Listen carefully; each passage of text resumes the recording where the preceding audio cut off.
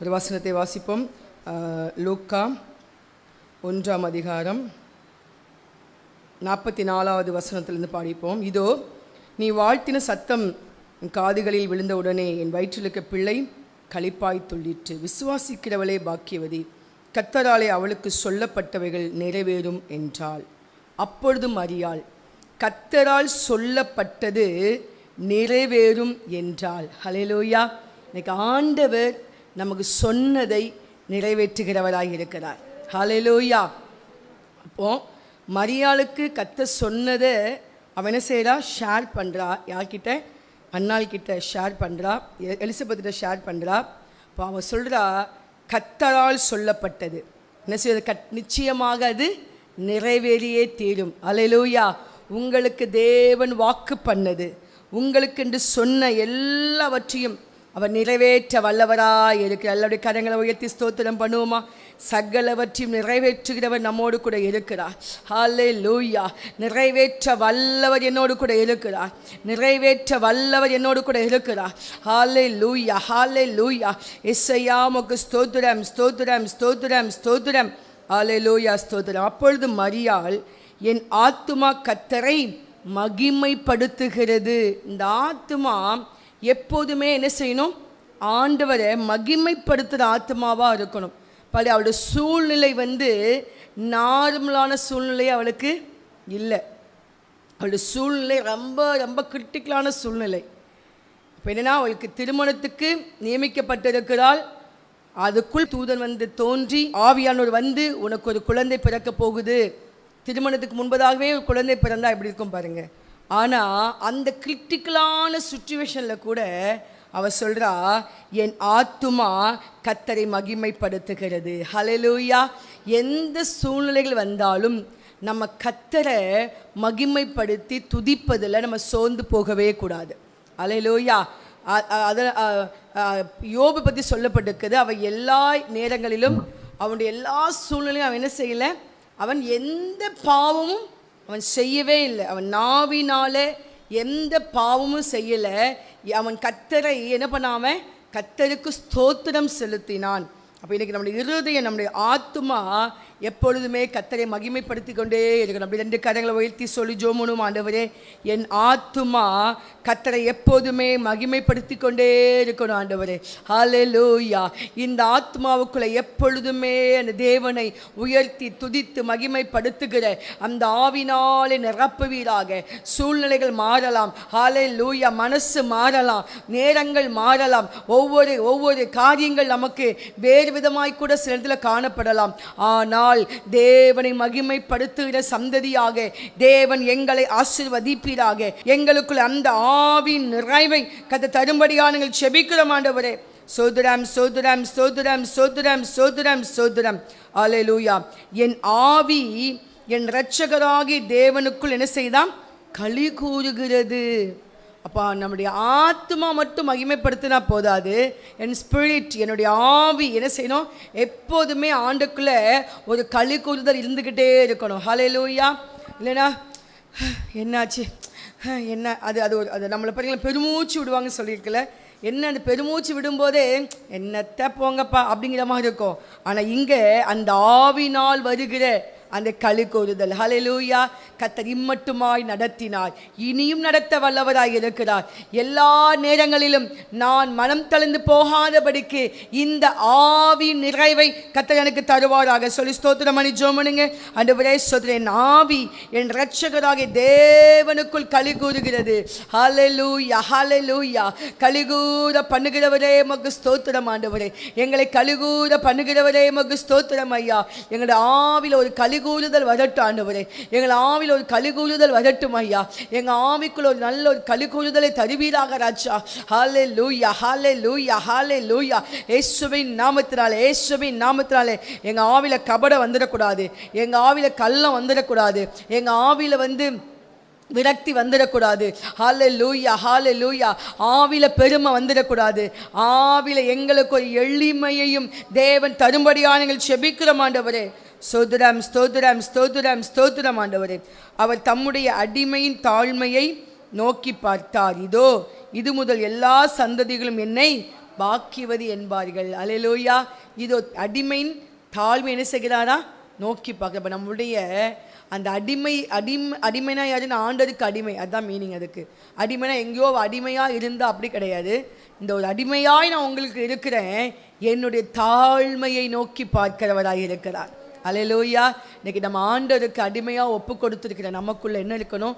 ஒரு தாழ்மையின் ஸ்பிரிட் நமக்குள்ளே இருக்கணும். ஆமென். அல்லேலூயா. உயர உயர உயர நமக்குள்ள தாழ்மை அதிகமாய் காணப்பட வேண்டும்.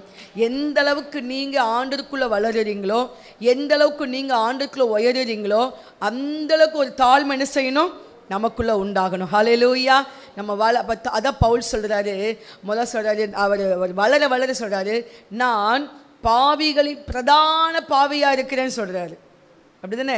அப்புறம் அப்போஸ்தலர்கள் எல்லாரையும் பார்க்கல நான் ரொம்ப சிறியவனாக இருக்கிறேன். ஏன்னா அப்போஸ்தலர்கள் எல்லாரும் இயேசுவோடு கூட இருந்தவங்க, இயேசுவோடு இருந்து பேசினவங்க, சாப்பிட்டவங்க, தூங்கினவங்க, நடந்தவங்க, போனவங்க, கண்கூடாக இயேசுவை கண்டவர்கள், இயேசுவின் கரத்தை பிடித்தவர்கள், இயேசுவோடு உட்கார்ந்து அவருடைய சரீரத்தை அவர்கள் என்ன செஞ்சுருக்கிறாங்க?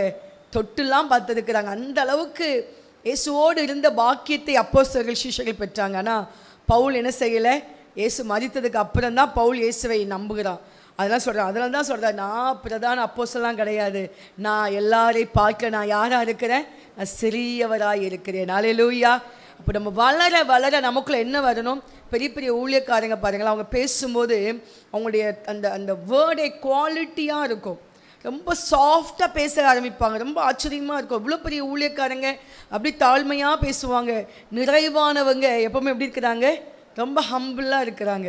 ஒரு ஊழியக்காரங்களை பார்க்கும்போது, ஒரு பெரியவங்களை பார்க்கும்போது அந்த தாழ்மையின் ஆவியை கர்த்தர் நமக்குள்ளே தருவாராக. ஹல்லேலூயா. ரொம்ப ஹம்பிள். வளர வளர நமக்குள்ளே என்ன இருக்கணும்? அந்த தாழ்மையை நோக்கி பார்த்தார். நம்ம வளரும் போது நமக்குள்ளே அதிகமாக தேவைப்படுவது தாழ்மை தான். ஏன்னா வளரும் போது நமக்குள்ளே என்ன வந்துடக்கூடாது? பெருமை வந்துடக்கூடாது, நமக்குள்ளே வேறு எந்த கேரக்டரும் வந்துடக்கூடாது. அப்போ மரியாள் சொல்கிறாங்க, அடிமையின் தாழ்மையை நோக்கி பார்த்தா. சில நேரங்களில் நம்மளை யாராவது நெக்லெக்ட் பண்ணுற மாதிரி தெரியும், யாராவது நம்மளை கொஞ்சம் அசட்டை பண்ணுற மாதிரி தெரியும். அப்போல்லாம் தோணும், ஆண்டவரேன்னு தோணும். ஆனாலும் எதுலலாம் நீங்கள் அடிமையாய் அந்த தாழ்மையை ஒப்பு கொடுக்குறீங்களோ அந்த இடத்துல கர்த்தர் நோக்கி பார்க்குறவராய் இருக்கிறார். ஹல்லேலூயா. எல்லா கரங்களை ஊற்றி ஜெபம் பண்ணுவோம். ஆண்டவரே, நாங்கள் எங்களுடைய வாழ்க்கையில் இன்னும் தாழ்மையாய் இருக்க கிருபை தருவீராக. ஹல்லேலூயா. ஹல்லேலூயா. அடிமையாய் ஒப்பு கொடுத்த நாங்கள், உமக்கு அடிமையாய் ஒப்பு கொடுத்த நாங்கள், இன்னும் எங்களுக்கு ஒரு தாழ்மையின் ஆவியை ஊற்றுவீராக ராஜா. நாங்கள் வளர வளர எங்களுக்குள்ள தாழ்மை தருவீராக ராஜா. ஹல்லேலூயா. யோவான் ஸ்நானகன் ஆண்டவரே சொல்றார், நான் சிறுகவும் அவர் பெருகவுமே நான் விரும்புகிறேன். எங்களுக்குள்ள அந்த ஆவி நிறைவை தருவீராக. ஹல்லேலூயா. பவுலை போல எல்லா அப்போஸ்தலரை பார்க்கிலும் நான் மிகவும் சிறியவனாக இருக்கிறேன். அப்படிப்பட்ட கிருபையை தரும்படியாக நீங்கள் செபிக்கிறோம் ஆண்டவரே. ஹல்லேலூயா. ஹல்லேலூயா. இயேசுவின் நாமத்தினாலே, இயேசுவின் நாமத்தினாலே இந்த மரியாளுக்கு தேவன் கொடுத்த அந்த ஸ்லாக்கியம், நன்மைகள், ஆசீர்வாதங்களை தேவன் எங்களுக்கு தரும்படியாக நீங்கள் செபிக்கிறோம் ஆண்டவரே. அல்லேலூயா. ஸ்தோத்திரம், ஸ்தோத்திரம் ஐயா. இது முதல் எல்லா சந்ததிகளும், அப்போ நம்ம இப்படி வளர்ந்து வரும்போது எல்லா சந்ததிகளும் நம்மளை பார்த்து சொல்லுவாங்க, நீங்கள் பாக்கியவதி. அல்லேலூயா. அப்போ நம்ம இந்த இப்படி தேவனுக்குள்ளே வளரும்போது, கர்த்தர் நம்மளை நோக்கி பார்க்கும்போது நம்மளை அநேகர் பாக்கியவதி என்று சொல்லுகிற இடத்துல கர்த்தர் நம்மை கொண்டு வருகிறார். அடுத்ததாக, வல்லமையானவர் மகிமையானவைகளை எனக்கு செய்தார், அவருடைய நாமம் பரிசுத்தம் உள்ளது. வல்லமையானவர் அவர் யாரு? மரியாளுக்கு அற்புதம் செய்தவர் யாரு? வல்லமை உள்ளவர். Is mighty power God. அவருக்குள்ள ஆல் மைட்டி, அவருக்குள்ள அவ்வளோ வல்லமை இருக்குது. அந்த வல்லமை நிறைந்தவர் மரியாளுக்குள்ள அந்த வல்லமையை வைத்தார். அல்லேலூயா. இன்னைக்கு வல்லமை நிறைந்தவர் நமக்குள்ள அந்த ஆவியின் அபிஷேகத்தை தருகிறார். எல்லாரும் கரங்களை வைத்து ஜெபம் பண்ணுங்க. ஆண்டவரே, வல்லமையானவரே, எனக்குள் வந்து அந்த அபிஷேகத்தை ஊற்றுவீராக, எனக்குள் வந்து அந்த ஆவி நிறைவை ஊற்றுவீராக. ரீமானா ஷக்க ரபாலபா, ரீமானா ரதுனிமி ஆங்கரிமி கரபலபா. வல்லமையானவரே, உமக்கு ஸ்தோத்திரிக்கிறோம் ஆண்டவரே. எங்களுக்குள்ள அந்த வல்லமையின் அபிஷேகத்தை ஊற்றுவீராக, இந்த வல்லமையின் அபிஷேகத்தை ஊற்றுவீராக. நாங்கள் இன்னும் வல்லமையாய் வல்லமையாய் வல்லமையாய் எழுந்து ஜொலிக்க கிருபை தருவீராக. ஹalleluya ஹalleluya. வல்லமையானவர் மகிமையானவைகளை எல்லாருடைய வாழ்க்கையில செய்வீராக ராஜா. எல்லாருடைய குடும்பத்தில் செய்வீராகப்பா. தனிப்பட்ட வாழ்க்கையில செய்வீராக ராஜா. ஒவ்வொரு ஊழியங்களிலும் அவர்கள் செய்கிற எல்லா ஊழியங்களிலும் வல்லமையான காரியங்கள் நடக்கட்டும் ஆண்டவரே. ஹalleluya ஹalleluya. உங்க மகிமை விளங்கும்படியாக நீங்கள் செபிக்கிறோம் ஐயா. சோதரம் சோதரம் ஐயா. அந்த வல்லமையானவர் வல்லமையான அபிஷேகத்தை என்ன செஞ்சாரா? மரியாளுக்குள்ளே கொடுத்தார். ஹalleluya. அதனால தான் அவ்வளோ ஸ்ட்ராங்காக இருக்குது அந்த நேரத்தில். இல்லைன்னா பெண்கள் என்ன செய்வாங்க? ஐயோ இப்படி ஆயிட்டேன்ட்டு மறைஞ்சு எங்கேயாவது போய் ஒரு காட்டில் போய் வாழ போயிடுவாங்க. ஜனங்களுக்கு முன்னாடி இப்படி வாழ்கிறது பேர் என்ன ஆகும் சொல்லிட்டு. ஆனால் அவளுக்குள்ள அந்த வல்லமையானுடைய அபிஷேகம் ஊற்றப்பட்டபடினால் அவள் தைரியமாக எழும்பி என்ன செய்கிறா? யோசிப்போடு கூட தேசத்துலாம் தங்கி இருக்கிறா அவள். அப்படி தானே? அங்கே குடி மதிப்பு எழுதப்படும் போது தான் ஊருக்கு போகிறாங்க. அவங்கெல்லாம் அங்கே தான் அவளுக்கு பிரசவ காலம் நேரிடுகிறது என்று நம்ம வாசிக்கிறோம். சரி, அப்போ அந்த வல்லமையான நம்ம கூட இருக்கிறதுனால நம்ம எதை குறித்து சோர்ந்து போக வேண்டாம், எதை குறித்தும் தளர்ந்து போக வேண்டாம், எதை குறித்தும் பயப்பட வேண்டாம். கர்த்தர் எனக்குள்ளே மகிமையானவைகளை செய்கிறவராய் இருக்கிறார். ஹல்லேலூயா. அவருடைய இரக்கம் அவருக்கு பயந்திருக்கிறவர்களுக்கு தலைமுறைக்கும் உள்ளது. அவருடைய இரக்கத்தில் அவர் எப்படிப்பட்டவரா? ஐஸ்வர்யம் உள்ளவர். சிலர் இரக்கமே வராது. சிலருக்குள்ள அடி மேலே அடிக்க தான் தோணும். பிள்ளைங்க பாருங்க, அடித்து அழும், திருப்பி 4 அடிக்க தான் சிலருக்கு தோணும். இரக்கம் என்ன செய்யாது? இரக்கமில்லாத சுபாவம். நம்ம உலகத்தில் பார்க்குறோம்ல, இரக்கமில்லாத மனிதர்கள், பிறரை அடித்து உதைத்து இரக்கமில்லாத குணம், மனுஷனை துண்டு துண்டா மீனை கூறு போடுற மாதிரி கூறு போடுற இரக்கமில்லாத குணம், அப்படி மிருக சுபாவம் மனுஷனுக்குள்ள வந்துடுது. அதனால தாவீது சொல்றாரு, துஷ்ட மனுஷ கையிலிருந்து என்னை நீங்க என்ன செய்யுங்க? என்னை விடுதலையாக்கும், என்னை பாதுகாத்து கொள்ளும், ரட்சித்து கொள்ளும். துஷ்ட மனுஷர்கள், துஷ்ட மிருகம்னு கேள்விப்பட்டிருக்கோம் தானே? ஆனால் மனுஷன் எப்படி இருக்கிறான் இப்போ இந்த காலங்களில்? துஷ்டத்தனமான துஷ்ட ஆவிகள். இப்போ இந்த இரக்கமில்லாத தன்மை மனிதனுக்குள் இருக்கிற தன்மை என்ன? இரக்கமில்லாத தன்மை. குழந்தைகளை திருடிட்டு போய் என்ன செய்யறானுங்க? கண்ணை கெடுத்து காலை உடைச்சி அவனுக்கு ஒரு ஆதாயத்துக்காக என்னொருத்தவங்களுடைய ப்ராப்பர்ட்டியே நாசப்படுத்துகிற இப்போ இரக்க குணம் இல்லாதவர்கள். அது இரக்க சுபாவம் நமக்குள்ள வரணும். அது மட்டும் இல்லை, ஒரு ஆளுக்கு நன்மை செய்வதில் இரக்கம் உள்ளவங்களாக மாறணும். ஒருத்தங்க உடம்பு சரியில்லைன்னு எனக்கு ரொம்ப மனசு பாதிக்கப்பட்டுச்சு. எனக்கு காலையில் எத்தனை தடவை தான் இந்த பிள்ளை இப்படி அடிக்கடி சிக்கில் விழுவாங்க ஆண்டவரேன்னு ஜோமன்ட்டு இருந்தேன். இப்போ அந்த இரக்கம், ஒரு நபரை பார்க்கும்போது நமக்குள்ள இரக்கம், ஒருத்தவங்க பலவீனத்தை பார்க்கும்போது அவங்க மேலே நமக்கு ஒரு இரக்கம் வரணும். ஹல்லேலூயா. நம்முடைய தேவன் யாராக இருக்கிறாரு? இரக்கத்தில் ஐஸ்வர்யம். நமக்கு கொஞ்சோண்டு தான் நமக்கு இருக்குது, அது கூட சில நேரத்தில் இருக்காமல் கூட போயிடுது. ஆனால் நம்முடைய தேவன் இரக்கத்தில் ஐஸ்வர்யம் உள்ளவராக இருக்கிறார். அவருடைய இரக்கம் அவருக்கு யாருக்கு இருக்குது? இரக்கம் அவருக்கு யாரெல்லாம் பயந்து நடக்கிறாங்களோ. ஹல்லேலூயா. அவருக்கு பயப்படுற பயம் நம்முடைய இருதயத்தில் எப்போதுமே இருக்கணும். எப்பொழுதும் பயந்திருக்கிற மனுஷன் பாக்கியவான். தேவனுடைய காரியங்களில், தேவ பிள்ளைகள் அவருடைய சமூகத்தில் வாழ்கிற நாம் எப்போதுமே பயந்திருக்க வேண்டும். ஹல்லேலூயா. நமக்குள்ள அந்த அதாவது பயத்தின் ஆவி, அது வேறு, அந்த ஸ்பிரிட் கிடையாது. நான் சொல்கிறது தேவ பிள்ளைகள் எப்போதுமே கர்த்தர் சமூகத்தில் இருக்கிற நாம் பயந்து வாழ வேண்டும். ஒவ்வொரு காரியத்துக்கும் நம்ம எப்படி இருக்கணும்? ஐயோ, நான் இப்படி பேசினா சரியா, நான் இப்படி யோசிச்சா சரியா, நான் இப்படி பார்த்தா சரியா, நான் இப்படி நடந்து கொண்டா சரியா, ஒவ்வொரு என்னுடைய செயல் இது சரியா, பயந்து வாழ்கிற மனுஷன் பாக்கியவான் என்று சொல்லப்பட்டிருக்குது. அப்படி தானே? அப்போ அவருடைய இரக்கம் யாருக்கு கிடைக்குதா? பயந்து இருக்கிறவர்களுக்கு. நம்மளோட மட்டும் போகலை, நம்முடைய தலைமுறைக்கும் வருது. நம்ம தேவனுக்கு பயந்து வாழ்ந்தோன்னா அவருடைய இரக்கம் எனக்கு மட்டும் இல்லை, என் பிள்ளைகளுக்கு, என் பிள்ளைகளின் பிள்ளைகளுக்கு, பிள்ளைகளின் பிள்ளைகளுக்கு தேவன் என்ன செய்கிறவராக இருக்கிறார்? தயை செய்கிறவராக இருக்கிறார். அப்படியே கைகளை வைத்து ஜெபம் பண்ணுங்க. ஆண்டவரே, ஹல்லேலூயா, எனக்குள்ள அந்த ஆவியை ஊற்றுவீராக ராஜா. இரக்கத்தை நான் பெற்றுக்கொள்ள கிருபை தருவீராக. இரக்கம் உள்ளவர்களாக என்னை மாற்றுவீராக ராஜா. ஆமேன். ஒரு வசனம் ரொம்ப நான் யோசிப்பேன். அவர் யார் மேல் இரக்கமுள்ள சித்தமாக இருக்கிறாரோ அவன் மேல் இரக்கமாக இருப்பாராம். எவன் மேல் கிருபையாக இருக்க சித்தமாக இருக்கிறாரோ என்னங்க பண்ணுறது? அப்போ அவர் யார் மேலே இறக்கம் வைக்க சித்தமாக இருக்கிறார் அவன் மேலே தான் இறக்கம் வைப்பாராம். அப்போ அவர் இறக்கம் வைக்கிற அளவுக்கு நம்ம யாராக மாறணும்? நம்ம அந்த அந்த இரக்கத்தை பெருமளவுக்கு நம்ம கர்த்தருக்கு பயந்து மாறணுமா.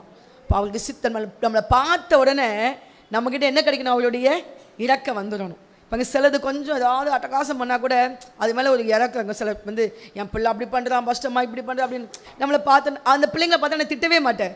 நான் இவ்வளோ சொல்கிறேன், நீங்கள் ஒன்றுமே திட்ட மாட்டேங்கிறீங்களே. அதுங்களை பார்த்தோன்னா இறக்கம் வந்துடும் நமக்கு. அது என்னன்னு அப்போ அந்த பிள்ளைங்க அதை வாங்குது ஆண்டுகிட்டேருந்து, இறக்கத்தை சம்பாதிக்குது. சில பிள்ளைங்களை பார்க்குறப்பெல்லாம் திட்டணும்னு தோணும். ஏன்னா எங்கேயோ இரக்கத்தை இன்னும் வாங்காமல் இருக்குது, அவ்வளோதான், வேற ஒன்றுமே கிடையாது. இப்போ இன்னைக்கு இரக்கத்தை பெற்றுக்கொள்கிற சந்ததியாக இன்னைக்கு தேவன் நம்மை ஆசீர்வதிப்பாராக. அல்லேலூயா. தம்முடைய புயத்தினாலே பராக்கிரமம் செய்தார். எந்த புயத்தினால? அவருடைய புயத்தினால. அந்த புயத்தை பற்றி நீங்கள் படிக்கணும்னா இஸ்ரவேல் ஜனங்களுடைய ஜேர்னி எடுத்துக்கணும். கானான் ஜேர்னி. அந்த டெசர்ட் வழியாக, அந்த வனாந்திர வழியாக எங்கே போகிறாங்க? த்ரூ டெசர்ட் வழியாக கானானுக்குள்ளே போகிறாங்க. அப்போது அவருடைய பராக்கிரமத்தை அங்கே சொல்கிறார்ல, நான் ஓங்கிய புயத்தோடும் பலத்த கரத்தோடும் இந்த இஸ்ரவேல் ஜனங்களை 40 வருஷம் நான் தகப்பனை போல தூக்கி சுமந்தேன் அப்படிங்கிறார் அவர். அப்போ அவருடைய புயத்தினாலே பராக்கிரமம் செய்தார். இருதய சிந்தையில் அகந்தையா இருக்கிறவர்களை சிதறடித்தார்.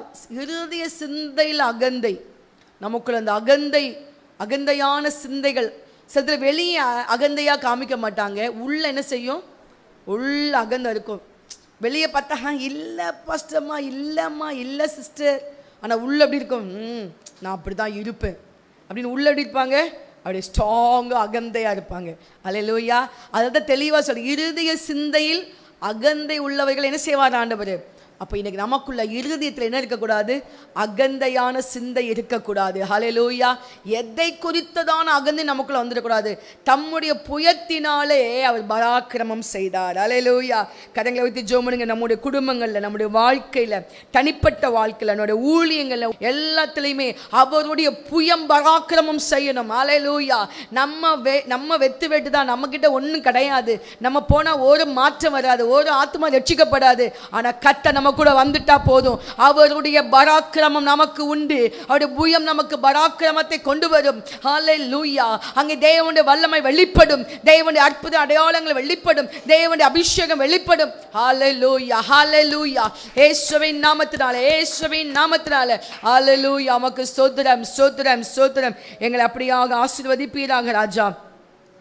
ஆண்டவரே ஸ்தோத்திரம் ஐயா. பலவான்களை ஆசனத்திலிருந்து தள்ளி தாழ்மையானவர்களை உயர்த்தினார். பலவான்கள் நாங்கள் யார் தெரியுமா, நாங்கள் அப்படி இப்படி அவங்களெல்லாம் தள்ளிடுவார் ஆண்டவர். அதான் நீ வானத்துக்கு ஏறினாலும் நான் என்ன செய்வேன், அங்கேருந்து கீழே தள்ளுவேன் அப்படிங்கிறாரு. நீ கடலுக்கு அடியில் போனாலும் நான் உனக்கு கடிக்க பாம்பு அனுப்புவேன் அப்படிங்கிறாரு. பின்ன என்ன, நான் பலவான், நாங்கள் யார் பரிசுத்தவாட்டி சொல்லலாம். அதில் ரொம்ப நாங்கள் யார் தெரியுமா எப்போ அவர் ஆசனத்தில் என்ன செஞ்சிருவாரா? அந்த அந்த அந்த சேர், அந்த த்ரோன் சொல்லுவாங்க, அந்த சிங்காசனம் அதில் தள்ளிடுவாராம். இப்போ இன்றைக்கி நம்ம அந்த பலவான்களுடைய பலவான்களுடைய புத்திரர். யாருடைய புத்திரர்? தேவன் தான் பலவான், அவருடைய புத்திரர்கள் தான் நம்மெல்லாம். ஆனால் நம்முடைய மாம்சீக பலத்தை பலமென்று எண்ணக்கூடாது. சில ரதங்களை குறித்தும் சிலர் குதிரைகளை குறித்து என்ன செய்வாங்க? மேன்மை பாராட்டுவார்கள். இன்றைக்கி நம்ம மாம்சத்தை பலவான எண்ணி பாருங்க. நான் இப்படிலாம் செய்வேன் தெரியுமா?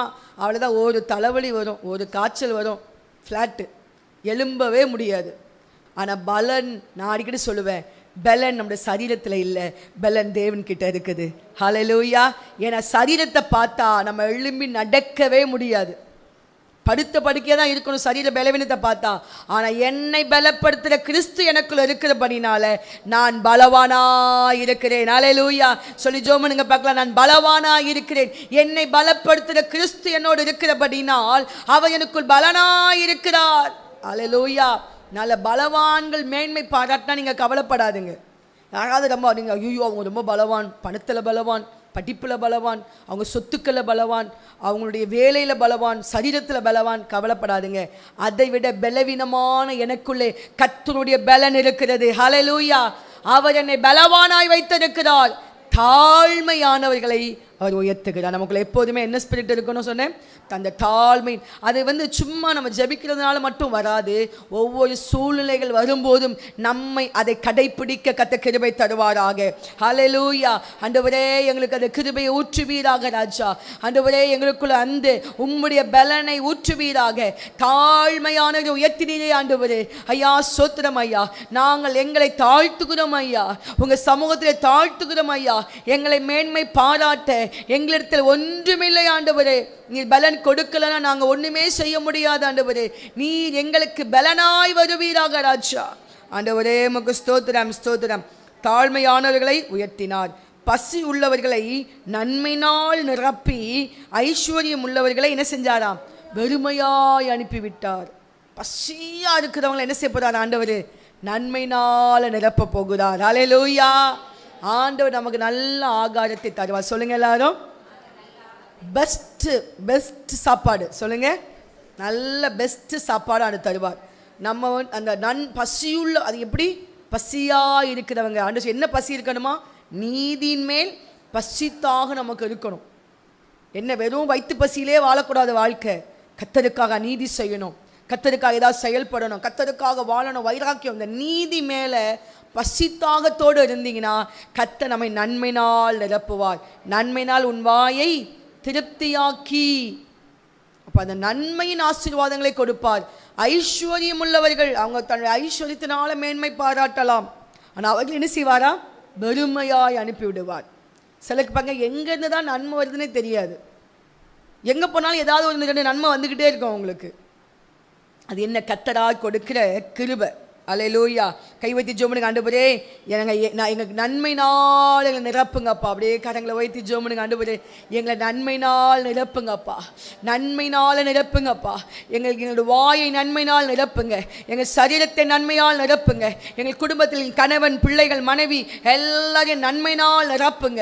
எங்கள் குடும்பத்தில் இருக்கிற எல்லா பொருளாதாரத்திலே தேவன் நன்மை உண்டாவதாக. அல்லேலூயா. சபையிலே தேவன் நன்மைகள் வருவதாக, ஊழியங்களே தேவன் நன்மைகள் வெளிப்படுவதாக. நன்மையினால் நிரப்புவீராக ராஜா. ஹல்லேலூயா ஹல்லேலூயா ஹல்லேலூயா. நன்றி ஆண்டவரே. ஐஸ்வர்யம் உள்ளவர்களை வெறுமையாய் அனுப்பிவிட்டார். பெருமை பாராட்டுறவங்க எப்படி போயிடுவாங்களா, அவங்க வெறுமையாய், அவங்க அவங்க அவங்க விதைச்சாலும் அவங்களுக்கு என்ன கிடைக்காது, கையில் அவங்களுக்கு நன்மை கிடைக்காது. பஞ்ச காலத்தில் ஈசாக்கு விதைச்சா 100 மடங்கு அறுவடை. ஆனால் ஐஸ்வர்யம் இருக்குது, பெருமை பாராட்டுனா அங்கே என்னது, வெறுமை வந்துடும். நம்ம எதை குறித்தும் பெருமை பாராட்டாதபடிக்கு தேவன் நமக்கு கிருபை தருவாராக. நம்முடைய பிதாக்களுக்கு அவர் சொன்னபடியே ஆபிரகாமுக்கும் அவன் சந்ததிக்கும் என்றென்றைக்கும் இரக்கத்தை செய்ய நினைத்து, தம்முடைய பிதாக்களுக்கு அவர் சொன்னபடியே. இன்னைக்கு அதான் ஃபர்ஸ்ட் நம்ம என்ன பார்த்தோம், கர்த்தராலே அவளுக்கு சொல்லப்பட்டவைகள் நிறைவேறும். இதை யார் சொல்றா, எலிசபெத் ஸ்டார்ட் பண்றா, மரியாள் முடிக்கிறா.